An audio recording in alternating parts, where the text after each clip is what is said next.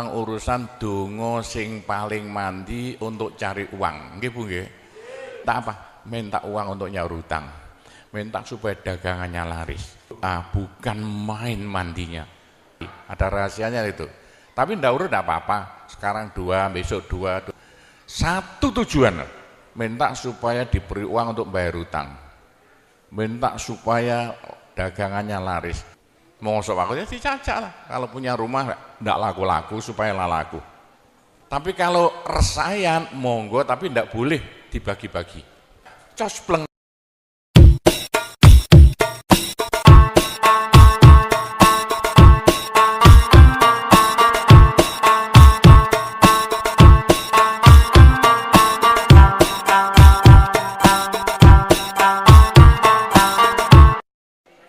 Assalamualaikum warahmatullahi wabarakatuh.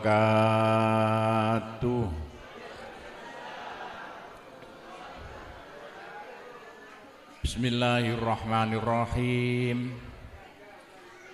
Alhamdulillahi rabbil alamin. Wassalatu wassalamu ala asyrafil anbiya'i wal mursalin Sayyidina Muhammadin wa ala alihi wa sahbihi ajma'in. Amma ba'du. Bapak-bapak, ibu-ibu, saudara-saudara dan anak-anak sekalian yang sangat kami hormati. Alhamdulillah, marilah kita bersama-sama memanjatkan puji syukur kehadirat Allah Subhanahu wa Ta'ala. Sholawat dan salam mudah-mudahan tetap atas Nabi besar Muhammad Sallallahu Alaihi Wasallam. Bapak-bapak, ibu-ibu, saudara-saudara sekalian yang sangat kami hormati. Pertama kali atas nama satu Mustasar NU Jawa Timur, ketuanya saya, se-Indonesia wakilnya saya, pengasuh Pondok Pesantren Sunan Derajat saya, dua-duanya ini boleh dikatakan ya anak buah saya. Saya terima kasih banget atas ya usaha Bapak Ibu sekalian di Malaysia yang begini ramainya. Saya tidak sangka-sangka kok sampai ada begini acara yang ramai sekali. Atas nama pengasuh Pondok Pesantren Sunan Derajat dan penasihat NU Indonesia, saya mengucapkan banyak-banyak terima kasih dan hanya bisa mendoakan mudah-mudahan yang kumpul di tempat ini besok masuk surga semuanya. Bapak-bapak dan ibu yang kami hormati, nomor 2 saya minta maaf yang sebesar-besarnya karena acara seperti ini saya tidak bisa membantu apa-apa. Hanya datang, tidak bisa membantu apa-apa, hanya bisa membantu mendoakan saja. Ya bagaimana sudah tua, sudah umur 70 seperti saya, dikira masih muda, padahal itu murid saya tua-tua tadi itu. Loh kok kelihatan sudah tua-tua, jenggotnya putih kabeh. Ada itu rata-rata murid saya tahun 77, 80-an dulu. Bapak-bapak dan ibu sekalian yang kami hormati, sebetulnya saya ini seperti saudara di Malaysia ini. Saya hampir ya tiap-tiap beberapa bulan ke Malaysia, 3 bulan ke Malaysia. Saya banyak usaha-usaha yang ada di Malaysia. Kayak saya ini ketepaan koncone Anwar Ibrahim, ya saya ini orangnya. Jadi saya ke Malaysia ini dulu itu ketepaan. Ceritanya begini ya, Jogondo-gondo. Dulu Gofar Bapak punya anak namanya Sya'roni, jadi kepala bank seluruh Malaysia. Uang bank disuruh beli, dibuat beli kayu-kayu di Kalimantan yang bukan main luasnya. Kayu itu tidak laku-laku sampai 2 tahun. Saya uang bank Malaysia ini bingung tidak karu-karuan.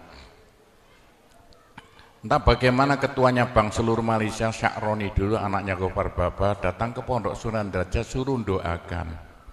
Ya didoai anak-anak itulah. doa apa, doa kunut. Lah kok ketepaan pulang dari Pondok Sunan Derajat, tanah yang bukan main, hutan yang bukan main di Kalimantan, laku spontan yang beli orang Korea. Itulah ceritanya. Seneng sekali Sak Roni, sampai bilang pada saya waktu itu masih kesulitan uang, sekitar tahun 85. Saya mulai beli tanah, habis uang banyak sekali, utang saya banyak sekali. Sak Roni bilang, Pak Gopur, saya berhasil. Saya ingin bantu Pak Gopur, hutang Pak Gopur berapa? Saya bayar semuanya. Habislah utang saya yang banyak sekali waktu itu, sampai Pondok Sunan Derajat, asalnya 1/4 hektar jadi 140 hektar luasnya. Semua tanahnya hutang, yang banyak bayar itu putranya Gofar Baba. Berarti Gofar Baba seperti saudara dengan saya mulai dulu. Itu cerita nih, sampan tinggal mondok tok. Yang bayari tanah itu dulu sebetulnya namanya Syak Roni, saya yang sudah meninggal sekarang. Itu ceritanya Pondok Sunan Derajat bisa besar karena dibantu orang besar Malaysia. Putranya Gofar Baba waktu itu. Lalu Pondok Sunan Derajat bangun masjid. Masjid yang serba 9.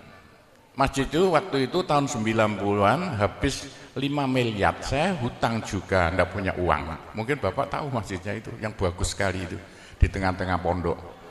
Habis 5 miliar, uang enggak ada. Saya hutang lagi, orang Gresik, orang bayar, 3 orang saya hutangi.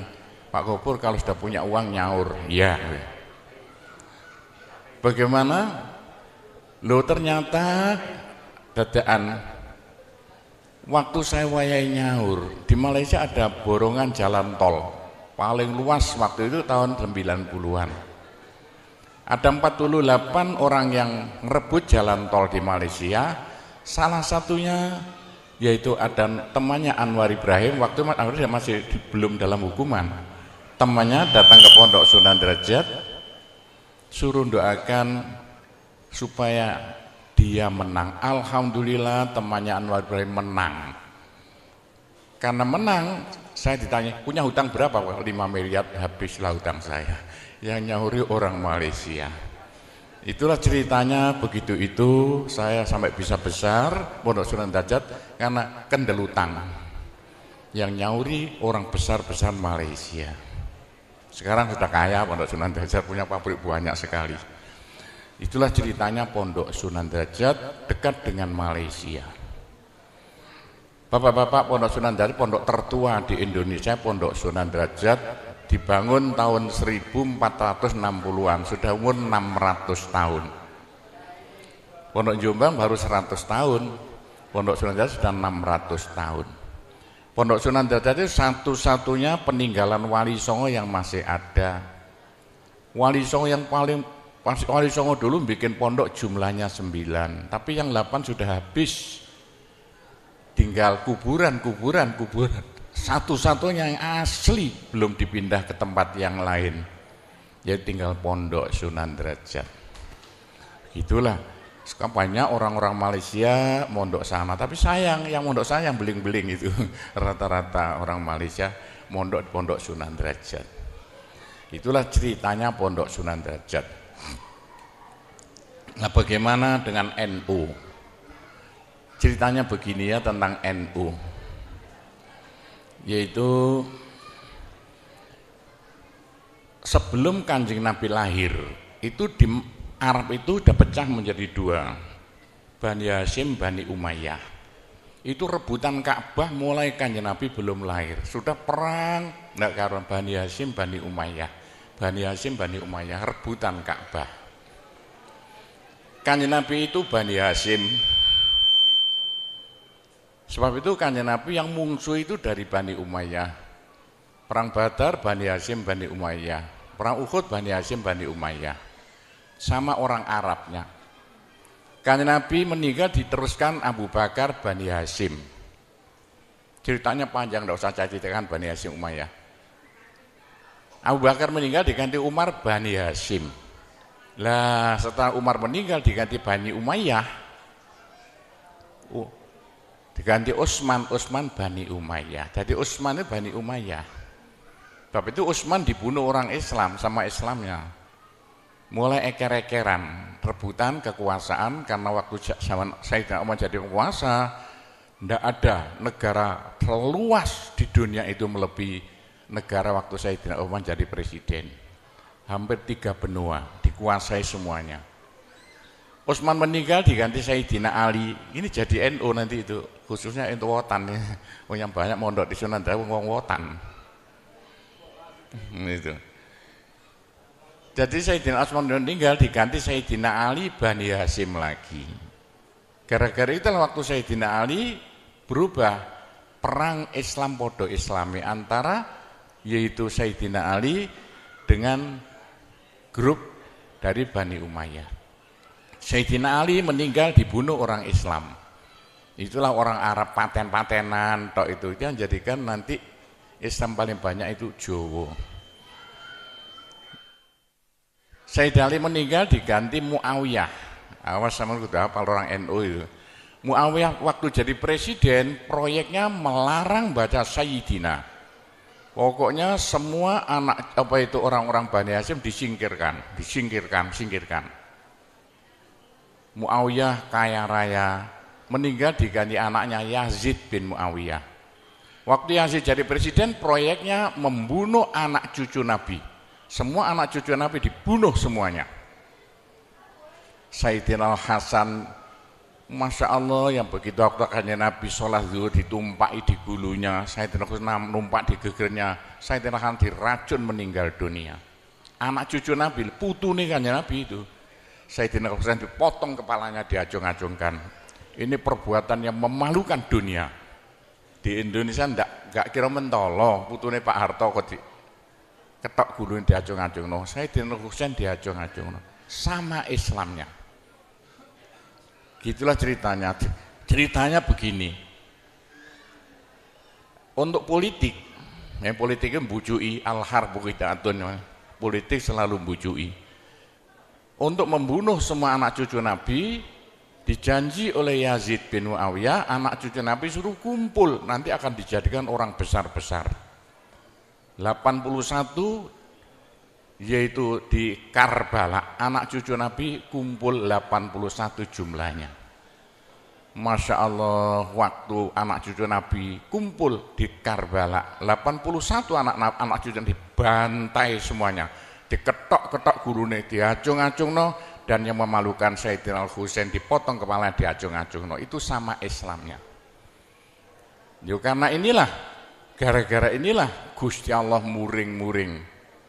Sampai sama tak kandani, kalau sama sudah mulai tahu gaib-gaib, sing ngebeki swarga itu orang Indonesia. Buktikan besok kalau percaya sama saya sama Suding. Yang memenuhi swarga itu besok orang Indonesia. Indonesia Islam terbanyak di dunia. Yang ngebeki swarga itu nomor 2 wong Jawa. Sama titeni besok sing ngebeki swarga wong Jawa, bukan orang Arab, bukan orang Malaysia. Yang ngebeki swarga itu di besok itu Jawa Timur. Jawa Timur penduduknya terbanyak di Indonesia, hampir semuanya Islam. Orang Jawa Timur yang ngebeki swarga itu orang Kabupaten Lamongan. Bagaimana? Karena Lamongan itu Islamnya terbanyak di dunia. Nomor 2 se-Indonesia kabupaten terbanyak Kabupaten Lamongan, bukan Gresik. Besok yang ngebeki swarga itu adalah Kecamatan Paciran. Buktikan besok. Kenapa begitu? Karena di Kecamatan Paciran ada peninggalan Wali Songo satu-satunya yang masih ada, yaitu Pondok Sunan Derajat. 100% orang Paciran Islam. Meskipun kebagi jadi 2, ada NU, ada Muhammadiyah, balapan. Enggak usah mbak kasih. Loh, kenapa begitu? Ceritanya begini ya. Waktu pembunuhan di Karbala itu ada cucunya Nabi yang masih kecil, namanya Ali Zainal Abidin, masih umur 8 tahun. Ali Zainal Abidin itu dengan ibunya, monggo mari.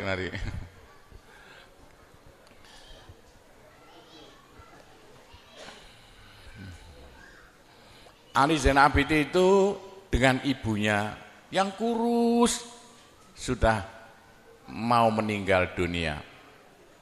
Yang disuruh membunuh Ali Zainal Abidin yang baru umur 8 tahun, gak tego, gak mentolo begitulah. Lalu Ali Zainal Abidin itu dilarikan, waktu itu masih umur sekitar 8 tahun. Dibawa ke Turki, saya dipanggil ke Turki, tadi malam saya dipanggil ke Turki. Saya insya Allah akan datang ke Turki, karena ada urusan ini. Semalam saya rembukan dengan Anwar Ibrahim, saya diajak ke Turki. Nah di Turki itulah cucu Nabi yang tinggal satu, semua dibunuh. Yang bunuh siapa? Bani Umayyah. Lalu oleh Sultan Muhammad, cucu Nabi yang masih kecil seperti anak Emoto ini, umur 8 tahun. Diramut sembuh, disingit karo orang Jawa, di Rusia, di desa namanya Samarkand. Di Samarkand itulah, sama harus tahu Samarkand, besok-besok kapan sana. Cucu Nabi, saya dengar orang NU kalau tahu ceritanya ber-NU bodoh. Yang bicara penasihat NU se-Indonesia, ya saya ini orangnya, dengarkan. Oh NU itu asalnya dari apa? Ya. Waktu itu Ali Zainal Abidin disingitno di perbatasan Rusia namanya desa Samarkand. Samarkandi itu. Disitulah Ali Zainal Abidin punya anak lagi, punya cucu lagi. Cucunya Ali Zainal Abidin namanya apa itu?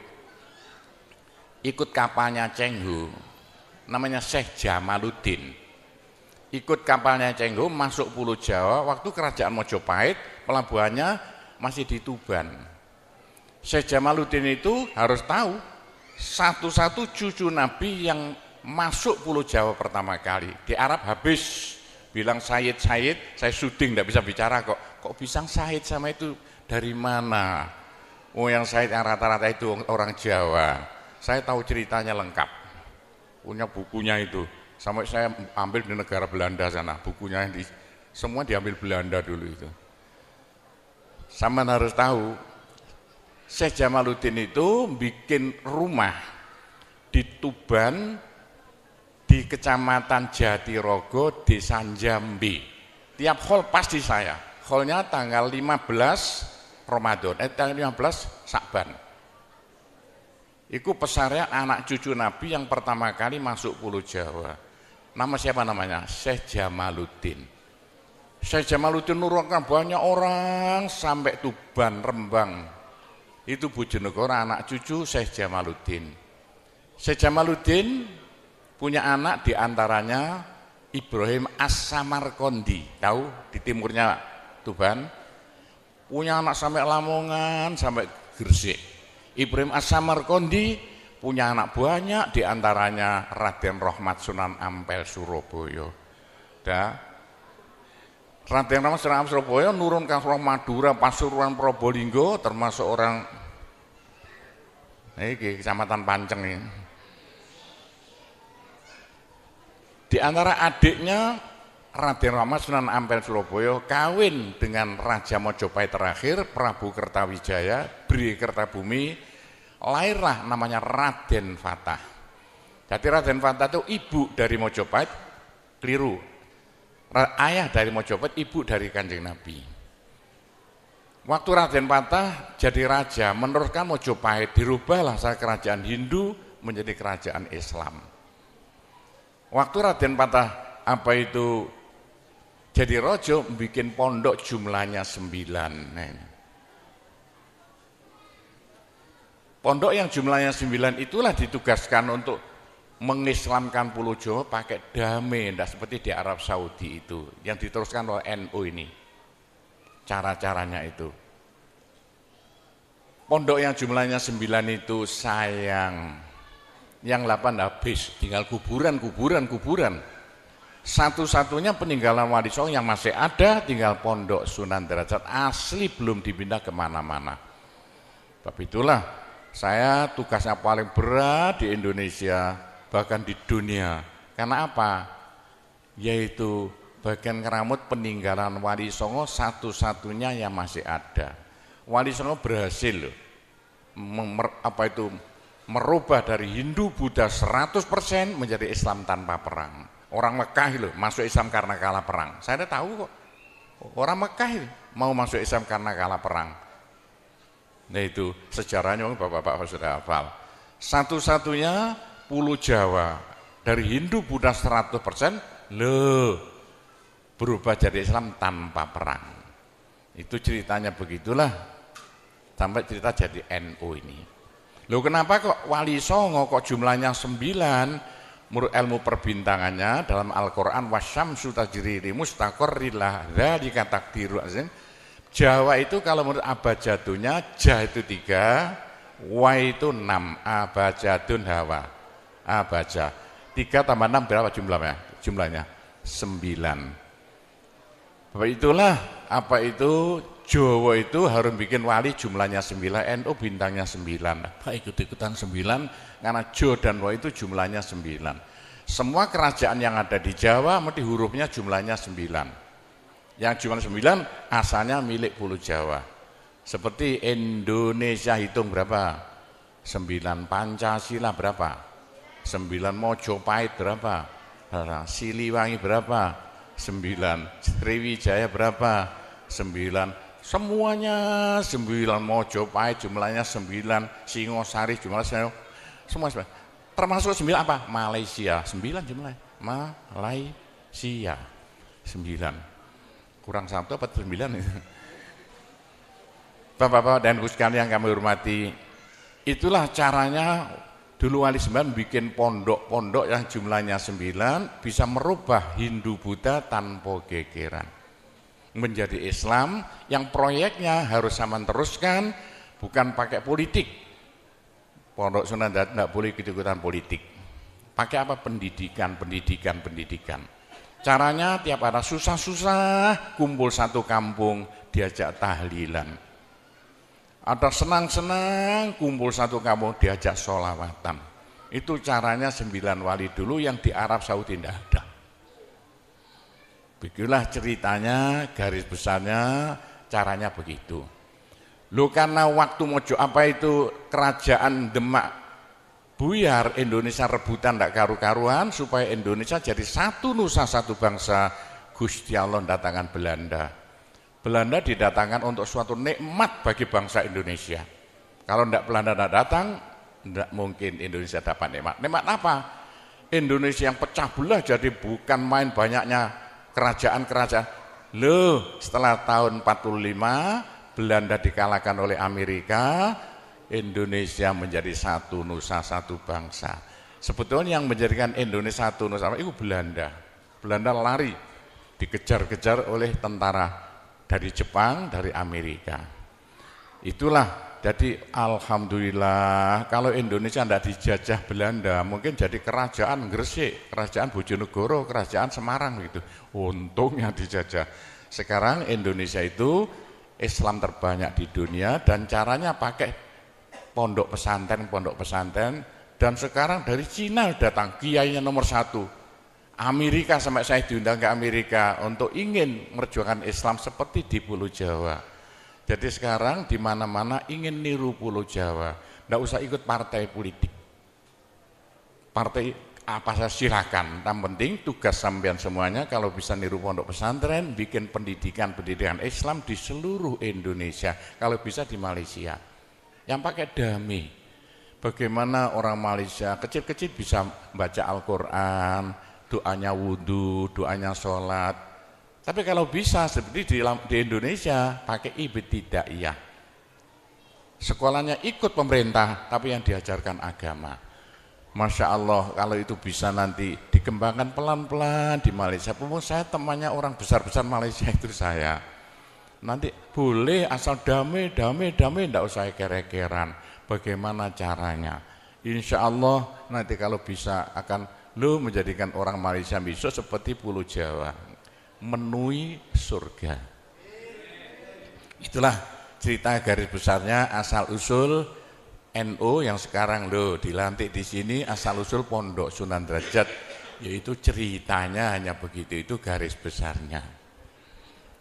Mungkin Bapak Ibu tanya saya, karena saya itu bagian dongo di NU itu. tentang urusan donga sing paling mandi untuk cari uang. Nggih Bu nggih. Wah niku mawon tak ulangi. Wong sampai kere ku saking gobloke. Lah Gusti Allah nantang sampean ud'uni astajib lakum, mintalah padaku, saya beri. Tuhan tidak akan melayani janji. Siapa yang minta pasti diberi. Doa paling mandi itu sebetulnya satu pakai Al-Quran, dua pakai zikir. Al-Quran itu singkatan kitab sak jagat. Kitab sak jagat yang jumlahnya 124.000. Diperes jadi 4, Quran, Zabur, Taurat, Injil. Quran disingkat jadi surat Yasin. Bu, Pak, kalau butuh apa-apa, urusan dunia, minta itu dipilah-pilah loh. Ada minta krono Allah, ada krono surga, ada krono pahala, ada karena dunia. Bahkan yang karena dunia dalam Al-Quran diutamakan. Rabbana atina fid dunya hasanah. Karena dunia dipilah-pilah, minta sapi, minta kebo, minta ayam, begitulah. Minta apa? Minta uang untuk nyaur hutang. Minta supaya dagangannya laris. Itu doa paling mandi, yaitu peresan Al-Quran surat Yasin. Surat Yasin kalau untuk doa bukan main mandinya. Tapi kalau urusannya bukan main besarnya, sampean baca berulang kali sampai 41 kali. Ada rahasianya itu. Tapi ndak urut enggak apa-apa. Sekarang 2, besok 2, 20 hari dapat 41. Satu tujuan, minta supaya diberi uang untuk bayar hutang. Minta supaya dagangannya laris. Sampean baca surat Yasin 41 kali, satu tujuan. Kalau tidak mampu, kumpulkan ibu-ibu, diberi makan semuanya, suruh baca surat Yasin, tiap satu orang 2 kali, orangnya 20, atau satu orang 4 kali, orangnya 10, atau satu orang sekali, orangnya 41, kan sudah. Tapi diberitahu loh terang-terangan, Bu, ini terang-terangan saya minta sampean baca surat Yasin untuk saya supaya bisa nyaur hutang ya. Saya supaya laku punya suami, kalau siapa yang tidak payah-payah lagi, itu caranya begitu, gak payah-payah rabi, caranya begitu. Temunggah pangkatnya 41 kali, satu permohonan. Bisa dibawa sendiri, baca sendiri sampai 41 hari, atau dibaca sendiri langsung sekitar hampir 8 jam ya, dibaca itu. Tidak sampai 8 jam. Tapi kalau terlalu kebanyakan dibaca 21 kali. Terlalu banyak 7 kali. 1 menit, surat Yasin itu 5 menit lamanya. Kalau 7 kali berapa? 7 kali 5 hanya 30 menit. 35 menit. Surat Yasin diperes jadi Fatihah. Masya Allah, Fatihah itu kalau untuk doa tidak ada tandingannya, khususnya minta uang untuk nyaur hutang. Lah Fatihah itu berapa kali? 7 kali. Kurang banyak 21 kali.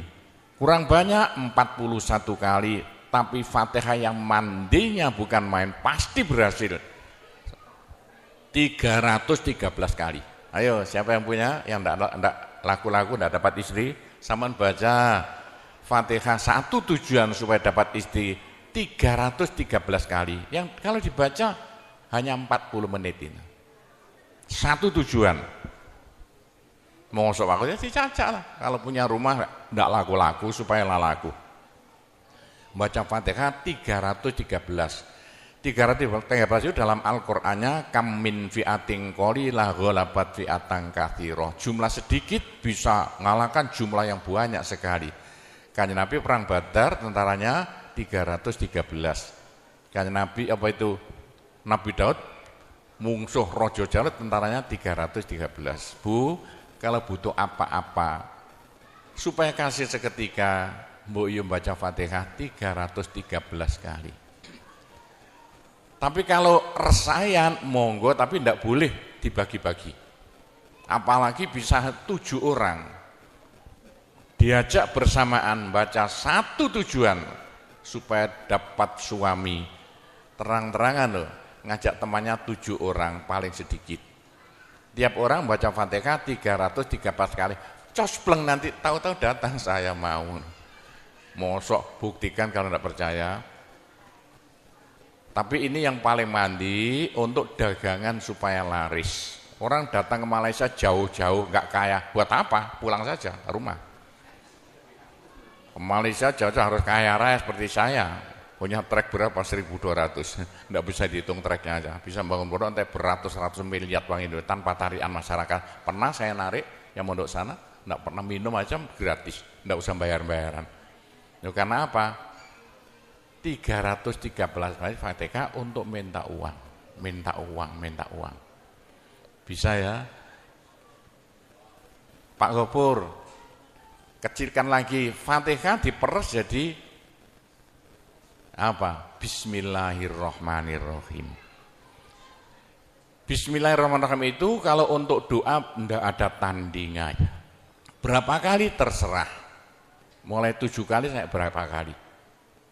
Bismillahirrahmanirrahim, Bismillahirrahmanirrahim bisa. Tapi kalau tujuannya penting sekali dan harus berhasil seketika dibaca dengan jumlah hono corokonya Bismillahirrahmanirrahim. Abjadnya berapa?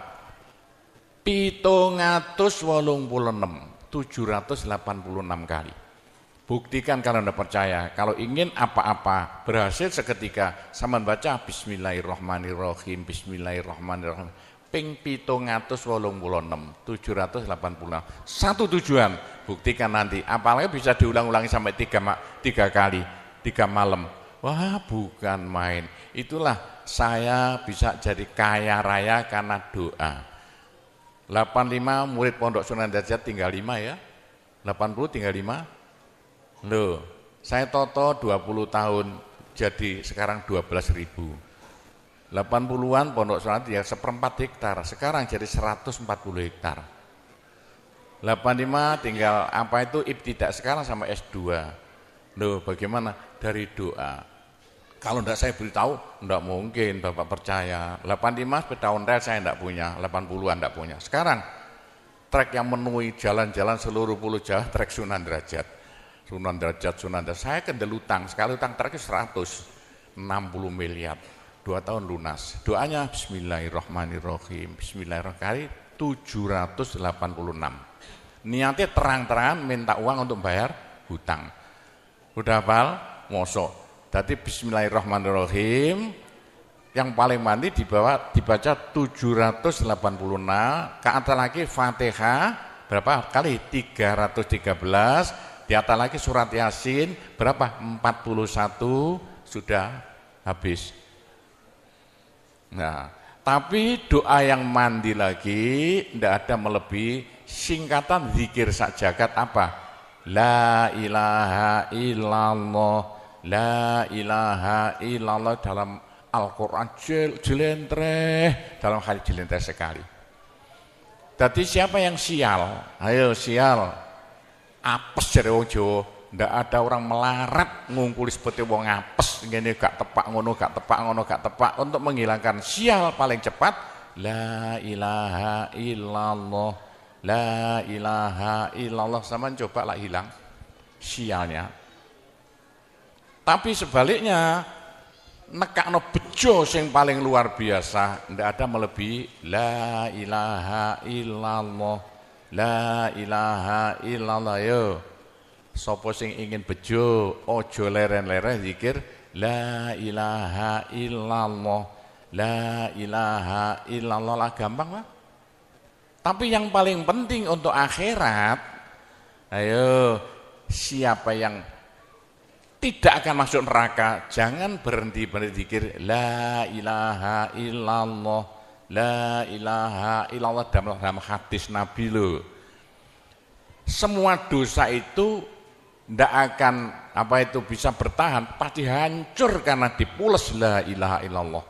Berapa banyak dosa sampean kalau zikir la ilaha illallah bagaikan batu dipules lender, krepes. Ayo sing dosane akeh sapa? Nah, kalau kaya opo saya intelnya polisi di bidang narkoba itu saya di Indonesia ini mulai zaman dulu. Ayo, bagaimana?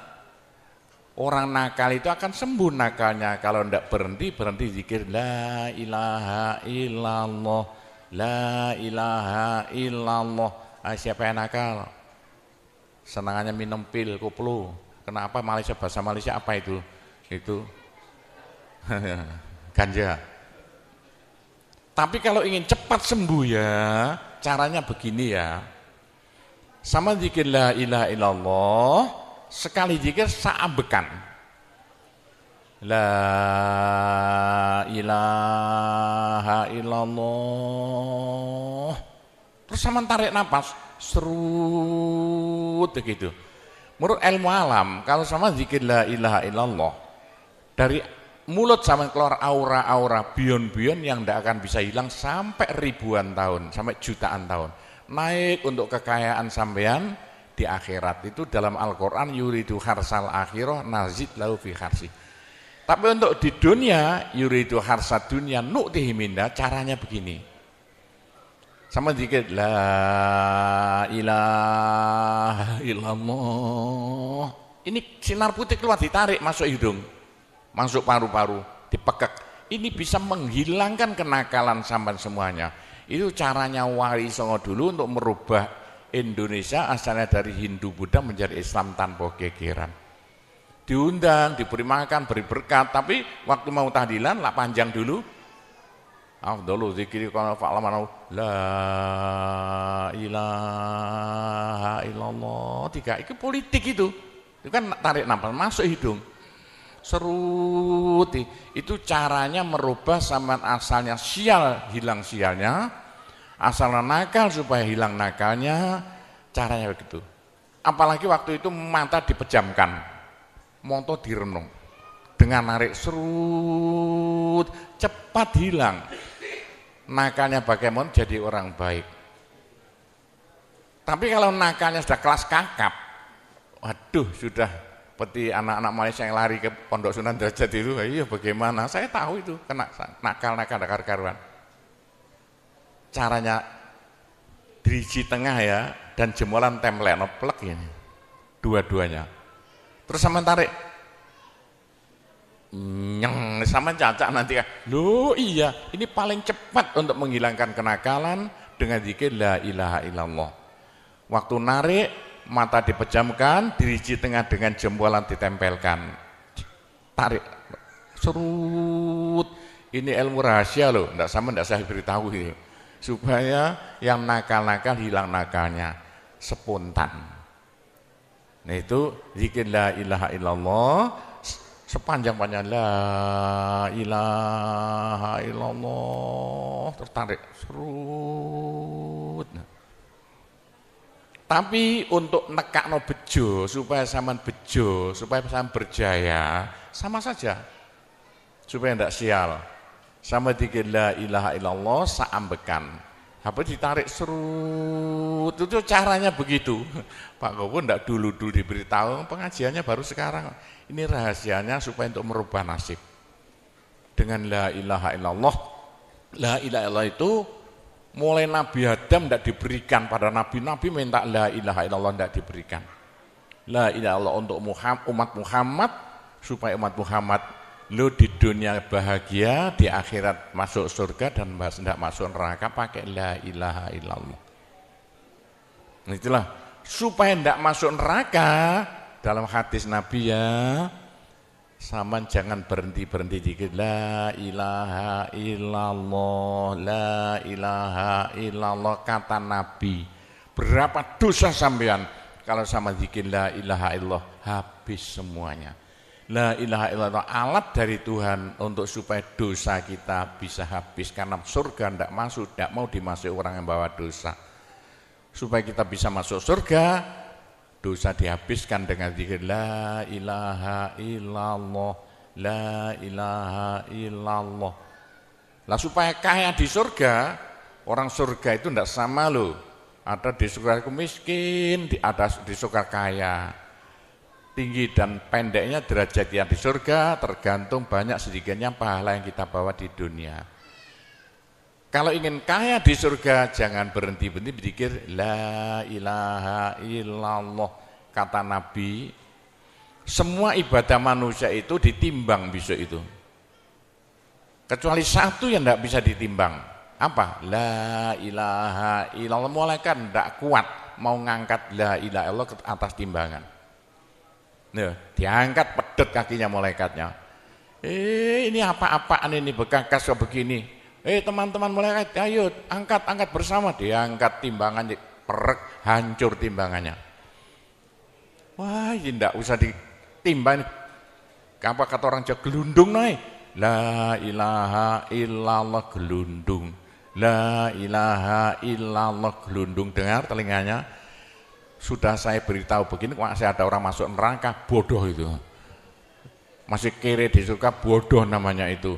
Sudah la ilaha illallah diturunkan pada sampean supaya sampean kaya raya di surga. La ilaha diturunkan pada sampean supaya sampean tidak masuk neraka. Dah terakhir, tinggal satu terakhir. Saya suruh ngomong tidak boleh panjang-panjang. Nanti masih tunggu. Terakhir, tapi saya ngulangi doa saja. Pokoknya begini ya, orang sampai gagal saking bodohnya. Orang sampai kiri saking bodohnya. Lah kok begitu? Tuhan mantap. Ud'uni astajib lakum. Manusia mintalah padaku, saya beri. Tuhan tidak akan melayani janji. Doa paling mandi persan Asmaul Husna yaitu fala zikrullah akbar. Zikir Allah. Tiap 66 kali sama minta. Tiap 66 kali sama minta. Mintanya bahasa Jawa saja. Ya Allah, muga-muga paringi jodoh sing sae kangge kula nek cara Jawa lho. Ya Allah, mudah-mudahan ada yang mau jadi suami saya. Allah, tiap 66 kali minta. Ya Allah, mudah-mudahan laku mahal rumah saya kalau mau jual rumah. Allah tiap 66 kali minta. Ya Allah, mudah-mudahan beri uang untuk bayar hutang saya lah, gampang. Jangan berhenti siang dan malam, khususnya habis sembahyang, apalagi tengah malam. Odok Gusti Allah. Gusti Allah janji dalam Al-Quran, siapa yang minta pasti diberi. Doa paling mandi fala zikrullah akbar. Zikir Allah tiap 66 kali minta. 66 dari apa Pak Gobo? Dari Allah itu terus alif lam ha. Alif kan 1, lam 30, apa jatuhnya? Lam 30 hak 5, berapa? 66. Orang kalau mau zikir Allah 66 kali semau mulutnya. Begitulah ceritanya. Apa itu? Doa-doa yang saya ajarkan gampang Bu ya. Orang haid boleh, daripada tidak boleh sholat, tidak boleh zakat. Menurut pendapat saya, orang haid dikit la ilaha illallah boleh. Itu ulama perselisihan, tapi kalau ikut saya boleh. Saya punya dasarnya. Orang haid kalau baca Allah, dikir Allah tiap 60 menit tak boleh. Daripada tidak boleh sholat, tidak boleh puasa, lebih baik baca doa Allah tiap 66 kali minta. Pak, saya beritahu ya, jangan bilang-bilang. Kalau saya tidak berhenti zikir Allah tiap 66 kali sampean minta. Bagaimana dalam hati sampean ini asalnya sama nakal, hilang, sedikit-sedikit hilang. Sekarang mondok di Sunan Data itu saking nakalnya. Ayo dari Malaysia mondok saking belinge. Saya tahu ada yang melarikan diri dari penjara, Pak, masuk pondok. Saya disingit ya. Kayak tutup-tutup di pondok Sunan Derajat. Tapi kalau mau zikir Allah tiap 66 kali minta sembuh. Bu, kalau sama terus-terusan zikir Allah tiap 66 kali minta, sampai malah senang Allah. Dalam hati senang Tuhan, senang Allah. Senang bukan mulut tuh hati. Kalau senang Allah, sama jadi walinya Allah. Kalau sama diangkat jadi walinya Gusti Allah, besok tidak ada neraka, tidak ada siksa, sekali mati langsung masuk surga. Siapa itu? Kekasih Allah, waliullah. Pak Gopur, bagaimana supaya bisa jadi walinya Allah? Jangan berhenti. Bagaimana caranya supaya sampean disenangi Allah? Bagaimana supaya saya disenangi Allah? Bagaimana supaya sampean senang pada Allah? Bagaimana supaya saya senang Allah? Jangan berhenti minta uang. Dengan zikir Allah, Allah, tiap 66 kali minta, agak panjang dikit supaya merasuk. Allah, Allah tiap 66 kali minta, ya Allah mudah-mudahan laku mobil saya, kayak mau ingin jual mobilnya. Bisa ya? Oh, sudah, nanti masih ada caranya banyak. Saya disuruh cerita-cerita ya sedikit tentang urusan itu, tapi kita doa-doa saja. Saya ulangi lagi, saya terima kasih banyak loh. Di Malaysia, lu kok diadakan acara seperti ini acara bukan urusan politik, urusan bagaimana supaya kita besok sama-sama masuk surga semuanya. Nah itulah dengan cara-cara Pondok Sunan Derajat, karena peninggalan Wali Songo tinggal satu Pondok Sunan Derajat. Caranya damai. Tidak ada urusan ikut-ikutan politik, coblosan persis dan tidak ikut-ikutan, silakan. Pondok tidak mau ikut-ikutan. Tidak siapa ini, tapi saya banyak teman-teman orang-orang besar di Malaysia, ketepaan bukan urusan politik, bukan urusan apa, urusan suwuk yang bilang-bilang suruh nyuwuk kok, bagaimana orang-orang besar itu. Nah, entah ya kalau orang Malaysia kok sembuhan nih, yang sakit mau mati sembuh lagi, itu banyak sekali begitu. Itu urusan suwuk jelas, bukan urusan politik. Saya tidak ikut-ikutan, hanya ketepaan. Saya dulu temannya Anwar Ibrahim, mulai dulu itu temannya Gofar Babah, jadi ketepaan saya selalu dipanggil ke rumahnya urusan suwuk. Nah itulah, begitulah ceritanya. Saya hanya bisa mendoakan saja ya, saya doakan bahasa Jawa saja ya. Ya Allah, muga-muga sing kempal tembriki sedaya dados keluarga ingkang gemah ripah loh jinawi, gampang sandang pangane, seger kuwarasan awake, selamat donya akhirate, di sepuro kabeh dosane, gampang rezekine, adoh belaine, akeh duwike, rukun kali tangga kiwa tengene, subur kabeh tandurane, lunga kabeh penyakite, laris kabeh dagangane, lancar kabeh penggaweane. Ya Allah, muga-muga ingkang kempal mriki benjing gruduk-gruduk bareng-bareng mlebu swarga sedaya. Pun tambahi donga sugih dhuwit mawon. Bismillahirrahmanirrahim. Alhamdulillahirabbil alamin wassalatu wassalamu ala asyrofil anbiya wal mursalin sayyidina Muhammadin walhamdulillahirabbil alamin. Allahumma inna nas'alukal afiyah fid dini wad dunya wal akhirah. Allahumma yassir umurana kullaha wassahhil umurana kullaha wa la tu'assir alaina. Allahumma ya muhawwilal ahwal hawwil halana ila ahsanil ahwal bi haulika wa quwwatika ya kabir ya muta'al ya aziz ya mifdul. Allahumma ja'alna wa iyahum min ibadika wa iyadika wa jiwarika wa amanika wa hizbika wa kanafika min syarri kulli syaitonin wa sultanin wa insin wa jannin wa baghin wa hasidin wa sabuin wa hayatin wa akrab wa min syarri kulli dabbatin anta akhidhum binasiyatiha inna rabbi ala siratul mustaqim. Rabbana anzil alaina ma'idatan minas sama' takunu lana aidan li awwalina wa akhirina wa ayatan minka warzuqna wa anta khairur raziqin warzuqna wa anta khairur raziqin warzuqna wa anta khairur raziqin. Rabbana atina fid dunya hasanah wa fil akhirati hasanah wa qina adzabannar wa sallallahu ala sayyidina Muhammadin walhamdulillahirabbil alamin. Ya, cukup sekian saja. Mudah-mudahan manfaati untuk Bapak Ibu sekalian semuanya. Bila mana ada salahnya, saya hanya mohon maaf sebesar-besarnya. Kami akhiri wabillahi taufik wal hidayah waridho wal inayah. Wassalamualaikum warahmatullahi wabarakatuh.